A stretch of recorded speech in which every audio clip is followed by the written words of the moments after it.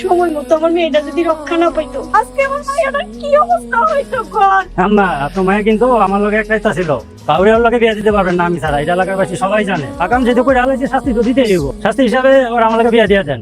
কখন আমি মরে গেলেও তোর মতো শয়তানটা বিয়া করুম না। আয়সার মা কি আর কমু কম, মান যদি একবার চলে গেলে সেই আর ফিরে পাওয়া যায়। আমি একটা কথা বলি, আয়সারে রামের সাথে বিয়ে দেবো।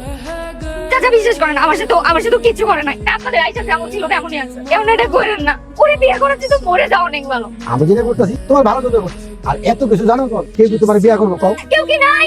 আজকে আমার বাবা নাই, আমি এতিম বলে আপনারা এত বড় অন্যায় করতেছেন আমার সাথে। আল্লাহ এটাই কি তোমার বিচার? কেউ নাই মা, আমার সাথে কেউ নাই। আমি হ্যাঁ সুমন, এটা কি করতেছিস তুই? এরকম একটা খারাপ লোকের লাগে একটা নির্দোষ মেয়ে শাস্তি পাইবো, এটা হইব না। চাচি আপনি যদি রাজি থাকেন তাহলে আমি আজকে আসবো। আমার কি আপত্তি থাকবো?